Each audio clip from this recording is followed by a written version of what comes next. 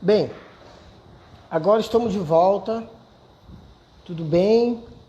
Agora, em definitivo, estamos aqui para juntos estarmos falando de um tema muito interessante, que é a contribuição dos batistas brasileiros para a educação evangélica no Brasil. Luiz, você que entrou agora, eu queria que você me desse um ok se você está me ouvindo. Você está me ouvindo, Luiz? Dá um ok aí, só para a gente saber se está tudo certinho aqui. Se vocês estão me ouvindo, para eu ver se o fone está tudo ok ou não. Estão me ouvindo? Oi, oi, Luiz, dá um oi aí. Ah, ok, tá perfeito, obrigado. Bem, queridos, é um prazer tê-los aqui conosco. Hoje nós estaremos. Eu marquei essa live especial pensando nos meus alunos de História dos Batistas do Seminário Teológico Batista Equatorial. Eu aproveitei para fazer isso expandido, uma live aqui no Instagram, e certamente contando com a presença do pastor Belo de Azevedo. Já está entrando, aguardando.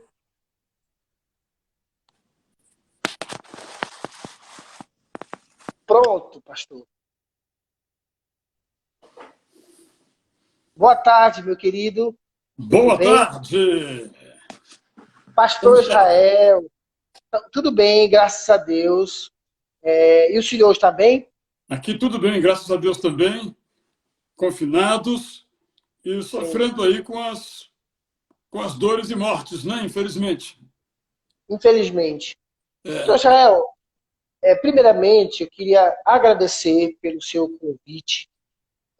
Nós estamos passando esse período, eu tive a ideia de continuar o nosso trabalho, que é de ajudar as pessoas, dar uma palavra às pessoas, e também temas que a gente possa contribuir para a formação das pessoas, porque o reino não pode parar. Então eu perfe- tive a iniciativa de fazer lives. E, e quando se trata de história dos batistas, apesar de eu ser professor de história dos batistas no Seminário Teológico Batista Equatorial, eu queria falar com alguém que tivesse um conhecimento aprofundado de história dos batistas. Eu uso o seu material, eu leio o seu material. Então eu entrei em contato e eu fico muito feliz do senhor ter aceitado o nosso convite, porque tem alunos aqui presentes, alunos meus lá do seminário, amigos, colegas, algumas pessoas que não lhe conhecem. Então, nesse primeiro momento, queria que o senhor desse uma saudação ao povo paraense, aos alunos do Seminário Batista Equatorial, e aqueles que ainda não lhe conhecem, que o senhor se apresentasse, dissesse um pouquinho sobre o senhor, quem é o senhor e tudo mais, tá bom? Porque eu vou salvar depois e vou enviar para eles. Está bem, muito obrigado. Eu, antes de continuar, vou acender uma luz aqui, ver se melhora um pouco a minha iluminação, que está um pouco escuro. Certo?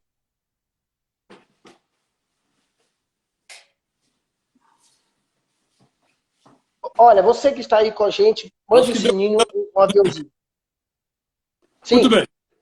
Eu sou o Israel Belo de Azevedo, pastor da Igreja Batista Itacuruçá, que demanda uma explicação porque também é parte da história dos batistas. Quando a nossa igreja surgiu em 1936, já havia no bairro da Tijuca, na área central da cidade do Rio de Janeiro, uma igreja chamada Primeira Igreja Batista da Tijuca. Então, os missionários que atuavam no Colégio Batista e no Seminário Batista do Sul, quando criaram essa igreja nessa parte mais central, vamos chamar assim, da Tijuca, não deram o nome de segunda ou central, por alguma razão, chamaram de Itacuruçá.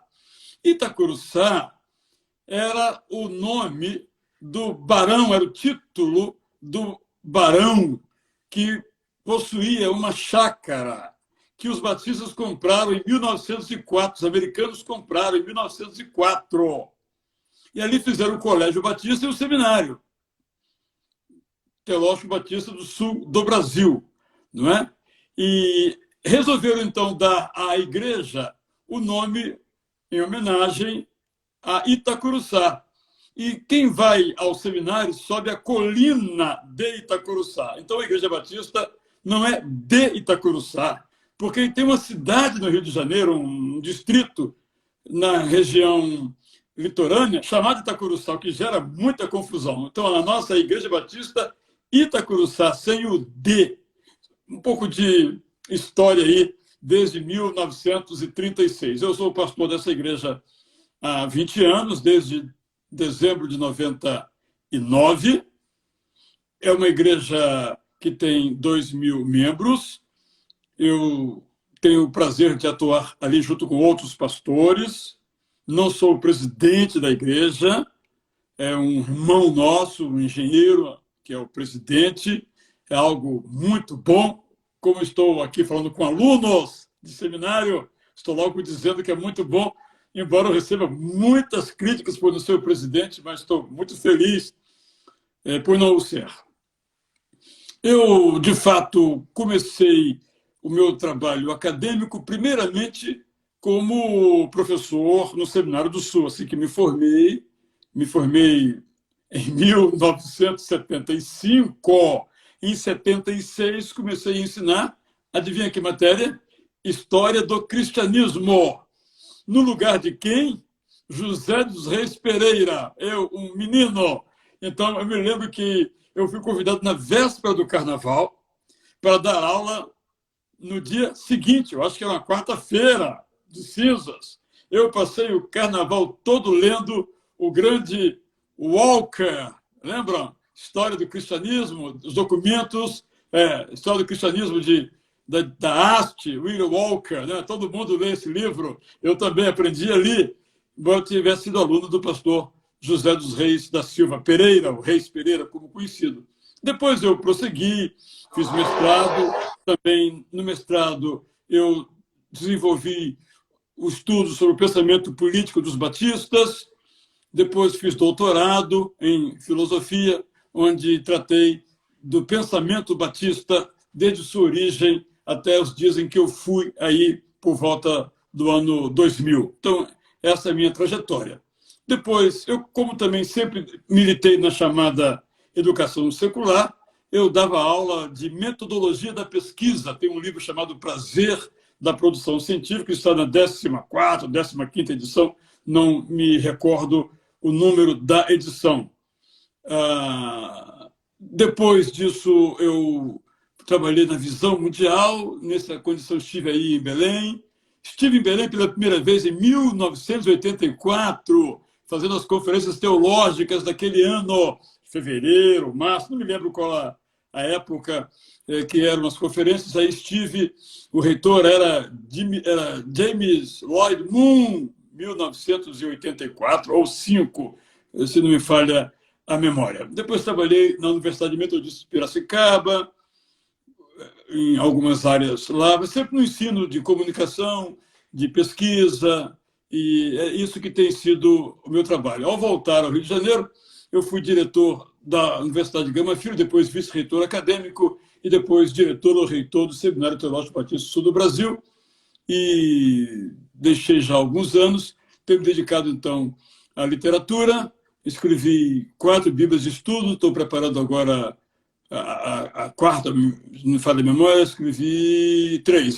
Uma está publicada, 2 estão em preparo, eu estou agora escrevendo a 4ª Bíblia de estudo. Mais ou menos essa, então, é um pouquinho da minha trajetória. Obrigado por perguntar. Poxa, pastor, obrigado. E como você que nos ouve percebeu, pastor Israel é alguém que conhece muito de história dos batistas, por isso também eu convidei para que ele pudesse falar um pouquinho sobre o tema, a contribuição dos batistas para a educação evangélica brasileira. Eu queria, pastor Israel, que o senhor começasse dizendo o seguinte: o que é a educação para os batistas, desde a sua origem? O que os batistas pensam a respeito de educação? Qual é essa visão batista sobre educação? Bem, se nós voltarmos um pouquinho à origem dos batistas, lá no século XVII, 1609, 1610, como é a história, a educação estava sendo ministrada pelo Estado inglês e pela Igreja Anglicana. Os batistas, quando surgiram, não tiveram essa preocupação porque estavam completamente à margem do sistema. No entanto, quando os batistas, juntamente com os outros pais peregrinos e posteriores colonos ingleses nos Estados Unidos, começaram a se interessar grandemente pela educação por razões bastante óbvias.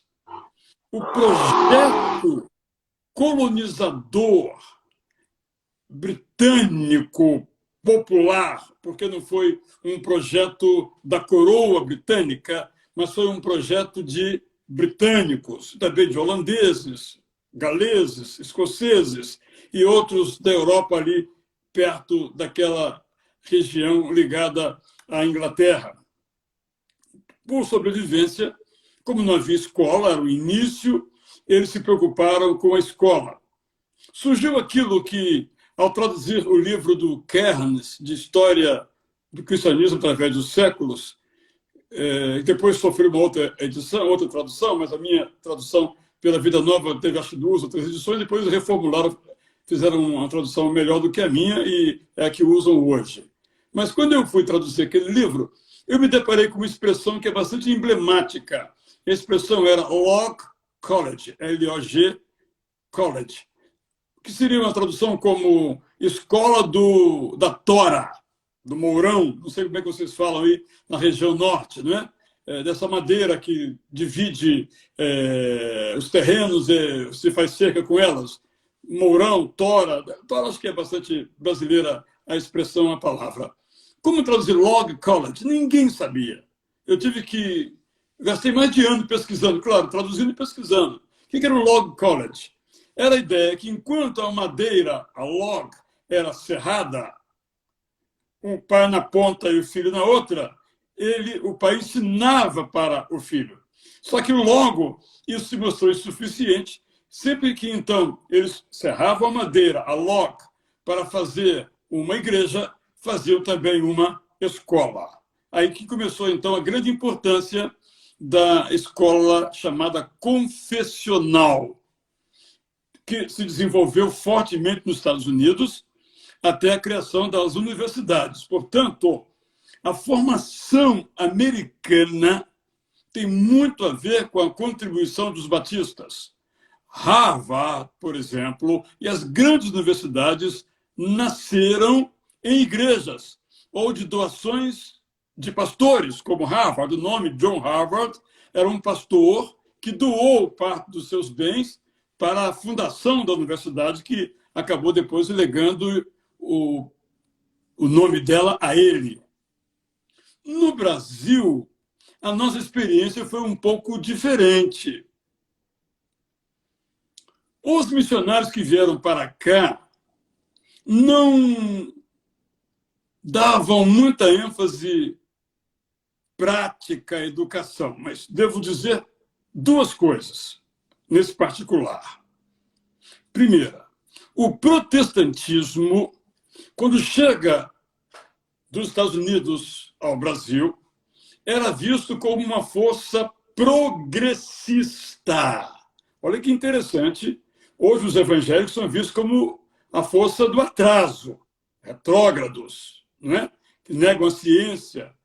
É impressionante como tem pastores embarcando nesta nau insensata de negar a ciência no contexto do coronavírus. Há pastores que ainda dizem que isso não existe, isso é invenção. É absurdo isso. É totalmente andar para trás, era das trevas. Mas quando o protestantismo surgiu no Brasil, era uma força considerada progressista contra o catolicismo romano, que era uma força retrógrada, atraso. Estou dizendo o ideário da época.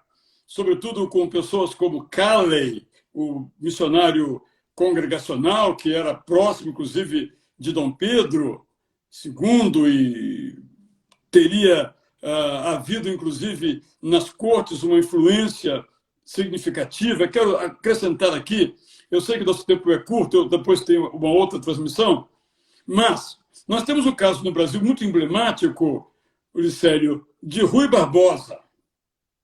Rui Barbosa era católico romano na confissão pública, mas teologicamente, filosoficamente, Rui Barbosa, o baiano, era protestante.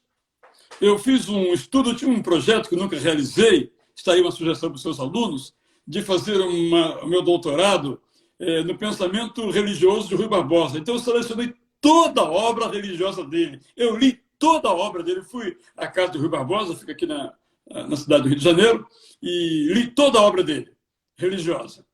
E ficou muito claro para mim, nessa leitura, que ele, por influência inglesa, não americana, a influência do liberalismo de Rui era uma influência dos ingleses, de formação, inclusive, anglicana. Ele era protestante. Ele dizia, eu não oro a Lourdes. Interessante, eu oro ao Senhor Deus em nome de Jesus. Mas ele nunca assumiu que era protestante. Mas certamente estava cercado de outras pessoas com ideários muito próximos. Então, o protestantismo era uma força progressista, era assim que era visto e recebido pela comunidade. Então, mas os missionários, quando chegaram para cá, os batistas em particular, não se dedicaram fortemente à educação. Em seguida, sim, repito, quando eles vieram para cá, eles não tinham um projeto claro de missões. Era vir para o Brasil e pregar o evangelho. Mas qual a estratégia? Eles não tinham estratégia. Muitos eram muito simples, alguns eram pessoas de formação não muito significativa, mas outros eram muito bem formados. Eu vou chegar a esse ponto no próximo parágrafo aqui do meu comentário. Nem estou dando chance de fazer alguma pergunta, mas já eu termino aqui. Você fez uma pergunta tão geral, tem que dar uma resposta também. Por favor, por favor. Também.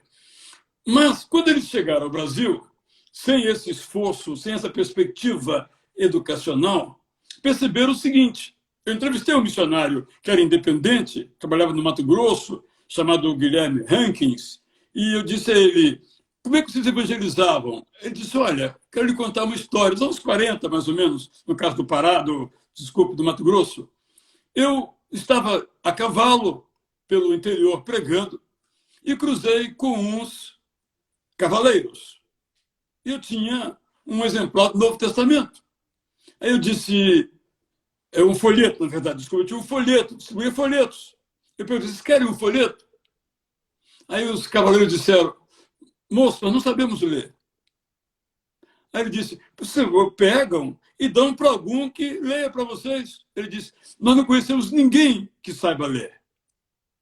Essa explicação um pouco tardia, mas não tardia em relação ao Mato Grosso, fez com que alguns missionários e igrejas começassem a abrir escolas anexas.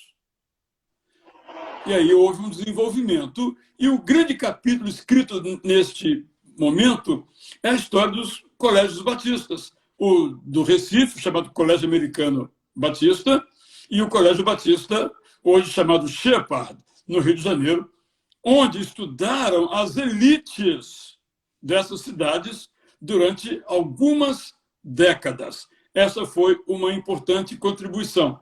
Mas o sonho de Shepherd, e termino, era uma universidade batista.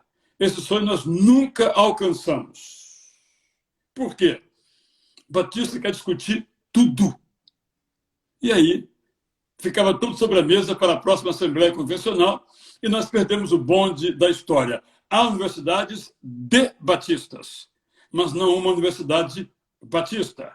Tem uma adventista, tem várias metodistas, uma presbiteriana, só para citar, luterana, mas batista não temos nenhuma universidade do sistema batista. Temos centros universitários, como o de Belo Horizonte, temos uma faculdade teológica como mestrado, doutorado, que é a FABAPAR, em Curitiba, mas o sistema, vamos dizer, federal batista não tem uma universidade, exceto os chamados 3 seminários, né? O Equatorial, o Sul e o Norte, pela ordem, ao contrário de recência para o mais antigo é o do Norte. Mas sempre dizemos, só uma provocação, que o melhor era o do Sul. É brincadeira, tudo igual, Norte, Equatorial, Sul, é tudo brincadeira, é só uma disputazinha entre nós de brincadeira com as pessoas. Todos são iguais. Pastor Israel, muito obrigado. O seu comentário é brilhante. Até eu, que sou professor de História do Batista agora, não conhecia essas informações que já vão me ajudar nas próximas aulas. Eu queria agradecer a presença do pastor Francisco Helder e fazer um comentário. Quando o senhor fez o comentário a respeito de que existem pastores falando contra a ciência, ele diz que é um comentário muito feliz que o senhor faz, porque ele, que está lá em Brasília, que esteve no Norte também, diz que é triste ver pastores batistas defendendo o anti-cientificismo e desencorajando a busca por informação. Eu vou fazer 2 perguntas, porque uma é bem simples. Ele mesmo pergunta qual é o momento que o senhor vai produzir a publicação do Celebração do Indivíduo. Eu aproveito para falar o seguinte: qual foi a importância da JUERP para a educação evangélica brasileira? A JUERP, ela se ateve à educação, vamos chamar, religiosa. Publicou livros muito importantes. Talvez o livro mais importante que eu tenha lido da JUERP tem a ver com o tema que você tratou, de um autor inglês chamado Alan Richardson, com o seguinte título: Apologética Cristã. É um livro de 1944 e na JUERP saiu nos anos 60, se não me falha a memória. E este livro, totalmente afinado com o tema que nós tratamos, diz que ciência e fé são como 2 trilhos de uma linha de trem. Não podem se aproximar, não podem se distanciar, porque senão o trem vai descarrilar. É exatamente isto. Então, essa é uma contribuição valiosa da JUERP. Livro esgotado, obviamente.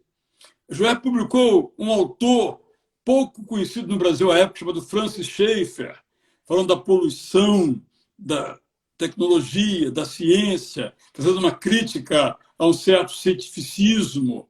Então, a JUERP, além de ter um programa de educação religiosa, tinha um programa editorial em que publicava bons livros na área teológica, os livros de George Eldon Ladd, por exemplo, livro notável, um autor da área da teologia do Novo Testamento, escatologia inclusive, só para citar alguns.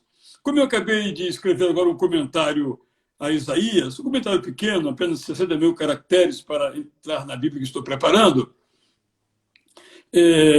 publicou um livro, um comentário em 2 volumes, 2 grossos volumes, do missionário A.R. Azarov, Crabtree, não é? Coisa notável, em tradução que ele mesmo fez do hebraico, comentou, já discutindo questões como Deutero Isaías, Trito Isaías.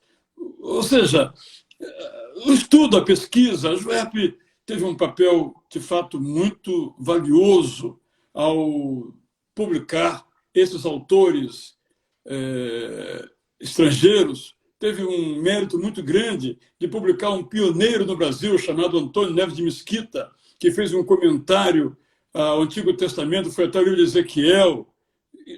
Contribuição, de fato, muito significativa à educação religiosa e à publicação. Muito obrigado. Pastor, eu estudei, fiz mestrado na FABAPAR, estudei na Equatorial, e o senhor conhece bem essa história dos seminários, Equatorial, Norte, Sul, Paraná, outros seminários que não fazem parte da nossa convenção, mas que são batistas. Como é que o senhor vê esses seminários, a importância dele no sentido de formação de liderança, seja ele batista ou de outra denominação? qual foi a contribuição que os seminários, os batistas trouxeram por meio da educação teológica, por meio dos seminários, ao povo brasileiro, à educação brasileira?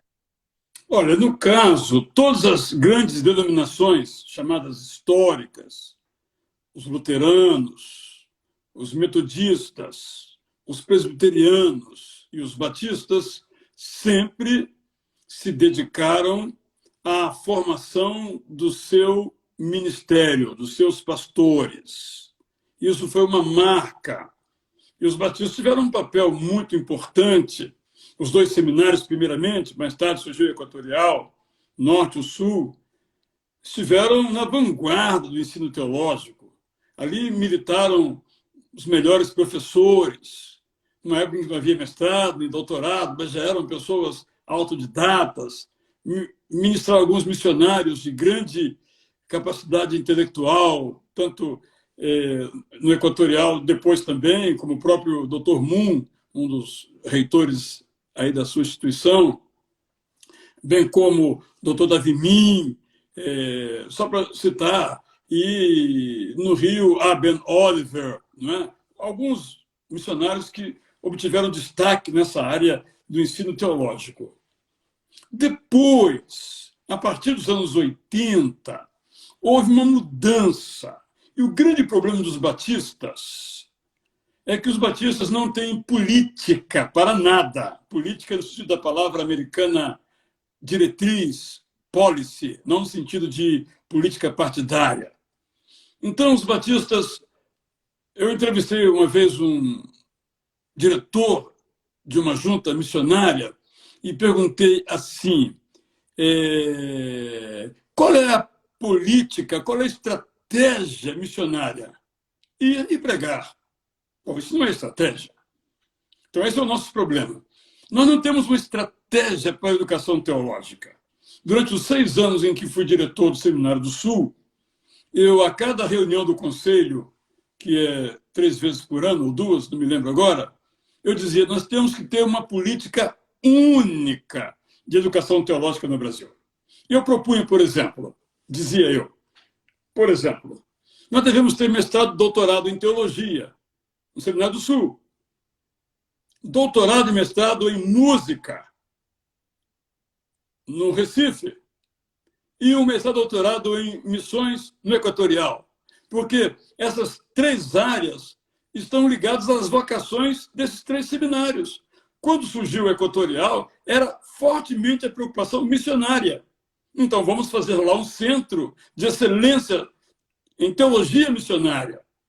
E, na época, o Fred Spam era a grande figura da música batista brasileira. Vamos fazer um mestrado e doutorado em Recife e um em teologia aqui no Sul. Por que eu dizia isso? Pensando nos recursos. Só que um programa de mestrado e doutorado é muito caro. Eu fiz a proposta para o Seminário do Sul, fiz o orçamento, é caro. Mas, se você perde a educação teológica, você perde a denominação. Então, esse é o nosso drama. E nós estamos perdendo essa ideia da nossa missão, da nossa identidade, porque nossos alunos são formados em outras instituições que não têm os mesmos compromissos que nós temos. Essa foi sempre a minha ênfase. Mas os anos se passaram e não se tomou nenhuma decisão a respeito e cada seminário faz do seu jeito. Ponto. Eu acho que isso não é bom. Tínhamos que ter não uma unidade, não uniformidade, mas uma unidade. Nós temos que saber que pastor ou que missionário nós queremos formar. Só isso. Nós não temos, infelizmente, esta perspectiva e esta visão. E a ideia de que a educação teológica tem que ser bancada pela própria instituição não prospera. Nenhuma instituição consegue bancar os seus próprios custos se não tiver um apoio do sistema batista. Em linhas gerais, esse é o meu pensamento. Pastor, comentários preciosos para nós, batistas, para entendermos um pouco melhor sobre isso. Uma outra pergunta, pastor, e eu gostaria até que o senhor confirmasse se é verdadeira, que a Rede Record, antiga TV Brasil, era batista através da família Fanini. eu quero dizer com isso é o seguinte: o sistema de rádio, de televisão, de jornais, outros meios que os batistas tiveram, qual foi a importância, a contribuição que os batistas trouxeram nesse sentido tecnológico para a denominação, principalmente, mas de alguma forma também estendida ao povo como um todo? Nós não tivemos uma participação significativa nesta área. Nosso principal jornal, o Jornal Batista, sempre teve uma tiragem muito pequena, foi boa a tiragem dos anos 50 e 60, e depois a tiragem caiu, não foi algo significativo. No rádio, nunca tivemos uma Rádio Batista do Brasil. Programas locais, muitos programas locais de igrejas, mas não tivemos, como tem, por exemplo, uma rede, os adventistas, nunca tivemos. Nunca tivemos um programa batista de televisão, de expressão nacional. Tivemos o esforço de um programa dominical nacional, me refiro a coisas nacionais. Sei que locais há muitas empreitadas que eu nem consigo relacionar. Mas houve no Rio, nos anos 70, um esforço. E depois, não mais. É parte de nosso mesmo problema. Eu me lembro que eu tinha essa proposta, eu reuni a diretoria da convenção, concordaram comigo de começarmos um programa de televisão nacional dos batistas, numa TV fechada. É o que era possível se pagar. E ficou para posteriores estudos. E até hoje nós não temos esse programa nacional. Pouco depois o pastor Fernando Brandão fez um nacional na Rede Boas Novas, que pega muito bem na região norte, mas depois também encerrou, preferiu investir nas redes sociais. Então, a nossa contribuição, e se eu estiver enganado, posso ser tranquilamente corrigido, não foi muito significativa na área da comunicação de massa ou na comunicação pública. Isso que eu posso dizer. Com relação à obra do pastor Nilson Amaral Fanini, foi de natureza pessoal, não foi nem mesmo da igreja, ao que me parece, foi algo pessoal, mas tem uma história longa, que era a TV Rio, e aí foi se passando a propriedade, mas não tem muito a ver diretamente com o surgimento da TV Record, não. Foi de modo indireto isto, ok? Obrigado. Não, é exatamente essa a nossa ideia de tirar dúvidas. Pastor, em relação às escolas de ensino fundamental, de ensino médio, como em Minas Gerais, que é muito conhecido, Rio de Janeiro, e outras cidades e outros estados, os batistas sempre tiveram escolas de ensino fundamental, escolas de música e tudo mais. Como é que o senhor vê isso desde o início? Que contribuição os batistas trouxeram, de uma maneira geral, em relação a isso? As escolas de ensino fundamental, médio, faculdade, por que seja? Como eu disse, boa parte da liderança, da elite das cidades, estudava nessas escolas. Isso se aplica a São Paulo, se aplica a Recife, se aplica ao Rio de Janeiro, se aplica a cidades menores como Volta Redonda, se aplica fortissimamente a Belo Horizonte, que tem desenvolvido não apenas um sistema batista para Belo Horizonte, mas para todo o estado, está em expansão, criando escolas. E eles têm feito um trabalho notável com a educação para o caráter. O pastor Valsenir tem uma equipe valorosa de professores, pensando na formação moral dos alunos. Um trabalho, de fato, estupendo que estão realizando ali em todo o estado de Minas Gerais. Então, esses esforços, às vezes de igrejas locais, às vezes de pastores locais e às vezes de convenções estaduais, sem dúvida muito forte. Hoje, com poucas e raras exceções, o ensino médio, fundamental e médio, enfrenta uma grande crise, com as grandes redes, grandes sistemas, como Positivo, só para ilustrar um. Isso trouxe grandes dificuldades para os pequenos, né? Esses conglomerados, com suas práticas mercadológicas poderosas, e elas trouxeram muitas dificuldades, esses sistemas trouxeram dificuldade às escolas que hoje lutam para sobreviver, exceto talvez Minas Gerais, por virar um sistema, as demais têm muitas dificuldades. Mas, sem dúvida alguma, só para ilustrar o caso que eu falo, muitos intelectuais não evangélicos estudaram em nossas escolas. Isso é verdade no Recife, onde estudou o Gilberto Freire. Isso é verdade no Rio de Janeiro, onde estudou o senador, depois, claro, Arthur da Távola, né, o apelido desse Paulo Alberto Monteiro. Então, sem dúvida alguma, houve um papel muito importante, mas nunca houve, esse é o problema, uma filosofia batista de educação, nem para o campo secular, nem para o campo ministerial. Por isso, fazer parte da gênese batista, cada um por si. Isso a gente não muda. Poxa, mas obrigado. Mais uma vez pelo seu comentário e a sua resposta. Talvez uma última pergunta, até porque nós temos aí pouco menos de 20 minutos. Se nós olharmos antigamente, e o senhor também pode me corrigir, porque eu não conheço a história profunda do Seminário do Sul, o Seminário do Sul chegou a ter a maior biblioteca, uma das maiores do Brasil, em termos de literatura e tudo mais.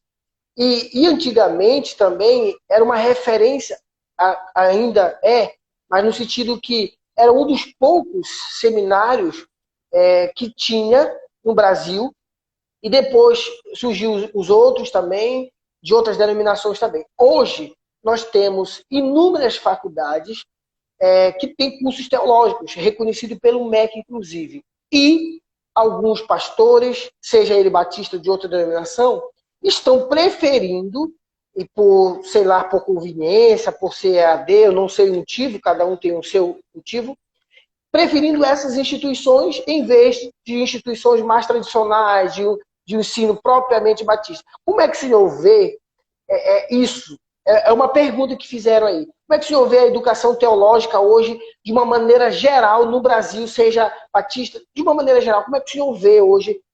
O senhor vê com bons olhos, surgindo tantas instituições ou ensinos teológicos? Ou como é que o senhor vê isso aí? A diversidade é sempre muito bem-vinda. Agora, ela não pode abrir mão da qualidade. Então, de fato, você mencionou muito bem, não é possível fazer-se educação superior de qualidade sem uma biblioteca de qualidade. De fato, em função de dois homens, Jerry Stanley Key, hoje até enfermo, missionário, e sucedeu o pastor Darcy Dusilek, a Biblioteca do Seminário do Sul, até por doação de missionários, doação de pastores. De fato, foi sempre uma biblioteca de grande referência. A palavra não é boa, porque há livros da biblioteca que são de referência, outros não, não é? Isso é uma marca bastante importante. Depois, em função de um certo anti-intelectualismo, você chamou de anti-cientificismo, é a mesma coisa, de certo modo, houve uma reação à ideia de se tornar as escolas teológicas parte do sistema federal de educação. Um grande equívoco. Felizmente, alguns seminários adentraram, o nosso foi não o primeiro, mas foi um dos primeiros a fazer isto, nosso, digo, do Rio de Janeiro. Foi da minha gestão que nós obtivemos este início para a teologia. Havia um esforço antes para a pedagogia. O pastor Silvino liderou esse processo. Nós conseguimos a autorização e o credenciamento, reconhecimento da pedagogia, que foi encerrada por falta de alunos, questão financeira, e depois teologia e também música. Não há nenhum prejuízo para essas instituições. O único é que é mais caro. De fato, você ter uma escola com uma boa biblioteca, um bom corpo docente é mais caro. Mas nós não queremos uma escola com um bom corpo docente e com boa biblioteca? Com ou fora do sistema, dentro ou fora do sistema, nós temos que ter. Então, nós temos que bancar. Não dá para a mensalidade do aluno bancar isso, é impossível. Esse é um problema. Né? A dificuldade que eu vejo, Ulicélio, em você ter nossos pastores, professores de seminário, formados em católicas, em metodistas, em luteranas, não que lá não seja um bom ensino, de jeito nenhum, excelente ensino, mas não estão dentro dos nossos pressupostos, nem doutrinários, nem missiológicos, nem pastorais, são outros pressupostos. Eu penso que isso não é bom. Então, eu penso que nós temos que fortalecer o nosso, vou chamar de sistema batista, de mais cooperação. Não é o Equatorial fazendo do jeito dele, o norte do jeito dele, o sul do jeito dele. Vamos nos unir. A minha proposta era que houvesse só um diretor para os 3 seminários e houvesse um coordenador local. Com isso, nós podemos voltar a fazer marketing, a falar de formação ministerial, chamado pastoral, nós não temos feito isso, porque cada um sozinho não consegue. Sozinhos nós não conseguimos. Temos que nos unir. Mas o nosso sistema, a gente sabe, cada um, repito, por si. Então, essa é a nossa enfermidade. De um lado, a nossa especificidade, positivamente falando, e de outro lado, a nossa dificuldade, negativamente falando. Penso que tínhamos que nos unir.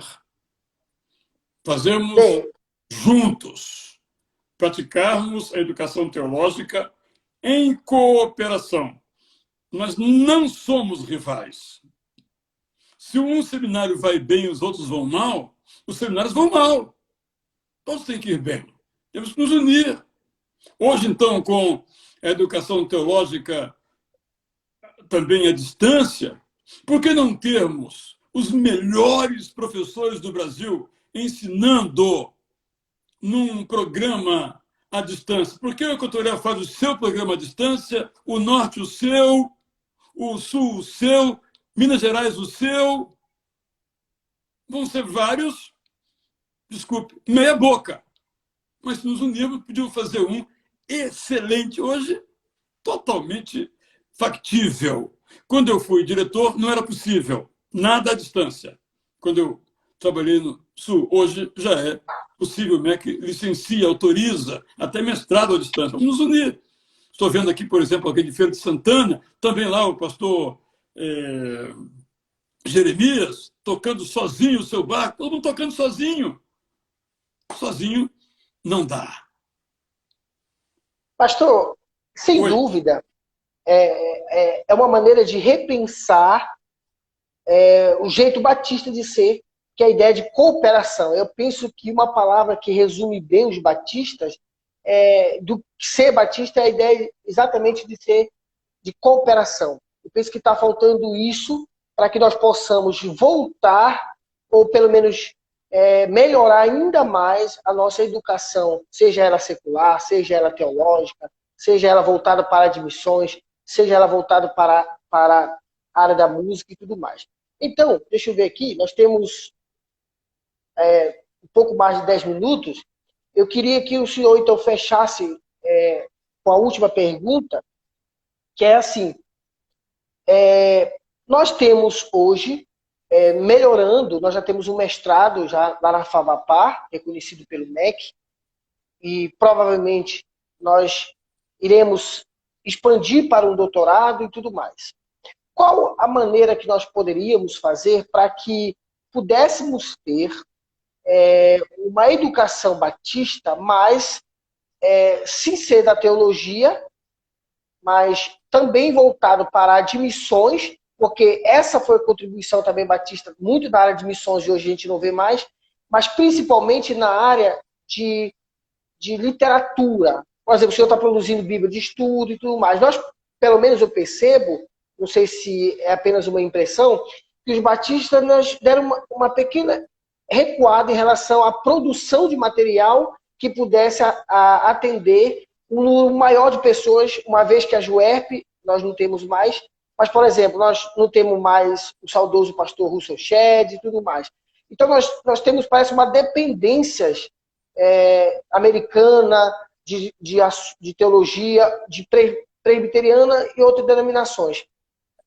Será que eu estou errado ou, de fato, nós precisamos melhorar a produção de material, de educação teológica, de educação de história dos batistas, na área da música, na área de missões e tudo mais? Como é que o senhor vê? É uma impressão minha, não sei se eu estou equivocado sobre isso. Vou dar só um exemplo. Nós temos excelentes escolas de ensino médio, fundamental e médio no Brasil, batistas. O que elas fazem? Então, eu mencionei aqui um esforço notável lá do pessoal de Belo Horizonte, do Colégio Batista Mineiro, do Sistema Batista de Educação, com um programa de educação para o caráter, porque todos nós não vamos lá comprar esse material. Não. Então, eu faço também o meu aqui, você faz o seu ali, mas alguém já fez, já gastou esse dinheiro. Então, era unir as forças. Onde tem gente melhor, onde nós podemos fazer um centro de excelência em música sacra. Sei lá, São Paulo, ok, vamos fazer lá. E vamos todos correr para lá. Não vamos fazer eu estou falando nível de mestrado, doutorado, não vamos fazer um mestrado em música no norte, um mestrado em música no sul, um mestrado no equatorial. Mas um só. É isso que nós precisamos. A mesma coisa em produção teológica. As pessoas se queixam que, quando há um evento, uma situação no país, os batistas não se manifestam. Porque você sabe que ninguém fala pelos batistas, faz parte do nosso ethos, né? O presidente da convenção não fala por mim, eu falo por mim. Isso é ser batista. Ok, mas afora isso, nós não conseguimos até hoje ter, por exemplo, um pequeno grupo, hoje, gente com a tecnologia que nós temos aí, que dissesse, olha, sobre pandemia, nós batistas pensamos o seguinte, vai ter discussão para lá e para cá, vamos discutir, olha, está aqui nossa contribuição, por exemplo. Ou surge uma outra situação qualquer, quando ocorreram outras situações no Brasil, o que os batistas pensam a respeito? União homoafetiva, só para ilustrar um caso. São esforços isolados. Então, hoje, quem faz teologia no Brasil é o professor de seminário, correndo para lá e para cá para sobreviver. Ele é um horista, quase todos são horistas, recebe pelas aulas que dão, não tem horário para pesquisar, não tem tempo de pesquisa, mas se nos juntássemos, isso seria possível para publicarmos material, produzirmos esse material, seja ele presencial ou distancial. Pastor, muito obrigado. Eu queria saber, eu posso salvar depois essa live e colocar no meu canal para que outras pessoas possam assistir? Ou posso fazer isso? Use. Tá bom? E obrigado. Quem está comigo aí que não me segue ainda, né? Me segue lá no meu Instagram, Israel Isso, eu ia Azevedo, e estaremos juntos aí, tá bom? Pois é, pastor, muito obrigado. É isso mesmo. Siga o trabalho do pastor Israel, seja nas redes sociais, procure ele lá. Incentive o nosso trabalho, inclusive também o nosso aí. Pastor Israel, muito obrigado pelo seu aceite. A gente agradece muito pela sua contribuição. Eu queria que o senhor saudasse o povo paraense, mandasse um abraço a todos que nos assistiram. Vários entraram aqui. A gente queria agradecer. Mas não tem gente só do Pará, não. Mas vamos fazer hoje em obediência à sua palavra. Tem claro, gente de outros lugares, né? Sim. Então, meus irmãos sim. E minhas irmãs paraenses, eu lhes dou aqui o meu abraço. Eu estive algumas vezes em Belém. e aprecio o filhote, não é? Vocês sabem o que eu estou dizendo, só vocês sabem, os demais não sabem, o melhor filhote do Brasil é do Pará, não é? E aprecio o calor humano e sempre uma alegria estar com os paraenses, falar aos paraenses. Que Deus nos dê a oportunidade de, em breve, nos encontrarmos ou em Belém ou no Rio de Janeiro. Poxa, pastor, muito obrigado. Deus abençoe sua vida, o seu ministério, a sua família, a nossa igreja aí em Itacuruçá, porque nós somos um só, batista, em qualquer lugar do mundo é batista. Então, se a igreja batista de Itacuruçá vai bem, eu também vou bem, nós vamos caminhando juntos na mesma direção. Muito obrigado, Deus abençoe. Eu sei que o senhor tem uma live daqui a pouco, então a gente agradece muito a sua contribuição, tá bom? Muito obrigado. Tchau.